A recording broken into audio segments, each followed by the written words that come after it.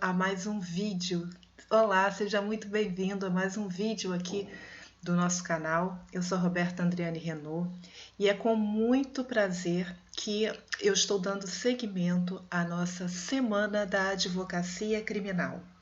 Bom, hoje eu havia me comprometido de falar um pouquinho sobre prisão em flagrante e audiência de custódia. O ponto mais importante aqui, ao meu ver, é a finalidade da audiência de custódia. É muito importante que vocês saibam. E eu digo isso por quê? Porque muitos colegas entram em contato comigo sabendo que eu sou mentora de advogados iniciantes e que atendo via WhatsApp. E eles me pedem o seguinte: doutora, eu tenho uma audiência de custódia marcada para amanhã e eu nunca participei de nenhuma audiência de custódia na minha vida e por essa razão eu gostaria de alguma orientação. E aí como a pessoa me pede essa orientação, eu sou obrigada a ser absolutamente sincera e dizer para ela não fazer a audiência enquanto não estiver devidamente preparada. O preparo técnico, pessoal, é de extrema importância. No meu canal do YouTube, eu já falei várias vezes sobre audiência de custódia e existe até um vídeo onde eu falo detalhadamente o passo a passo de como proceder. Eu vou deixar aqui na parte descritiva desse vídeo o link de acesso para que você possa estudar e realmente se preparar para esse ato, tá? Esse vídeo de hoje é alguns comentários, algumas dicas importantes, mas complementares a esse vídeo inicial que eu já preparei com muito carinho para vocês. Então, não existe dicas, a gente não pode ir para um ato processual que a gente nunca viu, que a gente desconhece como fazer, não sabe sequer o procedimento e vai participar desse ato apenas com dicas de um advogado experiente. Por favor, não façam isso. A advocacia criminal ela deve ser exercida de forma consciente, compromissada com o cliente. E qual a finalidade da audiência de custódia? A finalidade, ela possui algumas, né? Uma delas é verificar se aquela pessoa, por exemplo, que foi presa em flagrante, ela teve algum direito que foi violado, se ela sofreu algum tipo de coação, se sofreu algum tipo de tortura. É importante também verificar se essa prisão em flagrante ela é legal, se ela foi feita da forma correta, se é necessário que aquele indivíduo permaneça preso. Isso tudo são finalidades da audiência de custódia. E é importante também observar que o mérito aqui não será examinado. Não é o momento de se falar em inocência, de absolvição, de usar teses mais elaboradas, até porque não existe ainda um processo.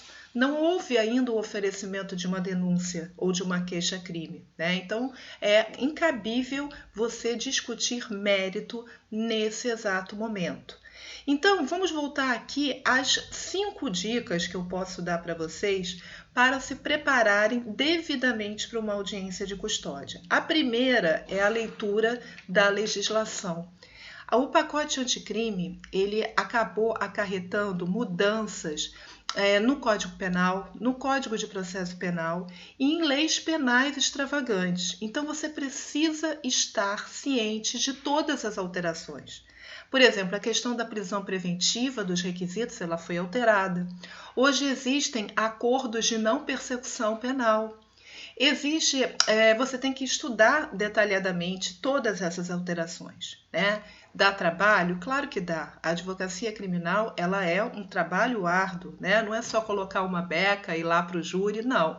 Muito pelo contrário. Então, faça essa atualização do pacote anticrime. Eu também tenho alguns vídeos sobre isso.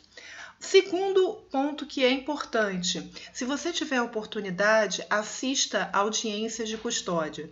Eu vou deixar também aqui no link descritivo desse vídeo algumas audiências até disponíveis no YouTube, para que você já se familiarize, né? Isso não é só para audiência de custódia. Se, por exemplo, você for chamado para participar de uma audiência de instrução e julgamento em nome do seu cliente, então o que você vai fazer? Além do estudo, você vai até aquela vara criminal que vai realizar a audiência. Isso eu estou falando fora do período da pandemia, claro.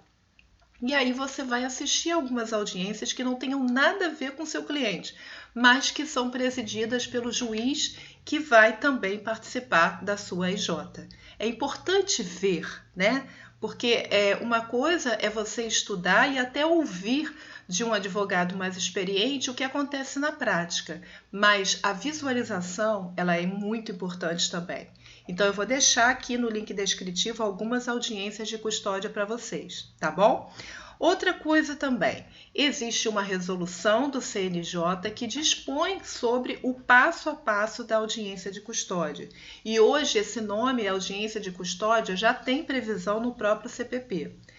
E ali é o procedimento, é nessa resolução que você vai obter todas as informações, todo o passo a passo do que acontece nesse ato processual. Então, assim como a AIJ, o que a AIJ acontece? Né? Existe um momento de abertura dos trabalhos da audiência, depois do pregão, existe a oitiva da vítima, testemunhas de acusação, testemunhas de defesa, interrogatório do réu, alegações finais.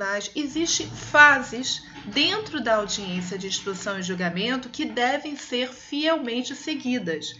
E para você poder participar da forma correta, empregar toda a técnica necessária, você precisa saber exatamente como funcionam essas fases.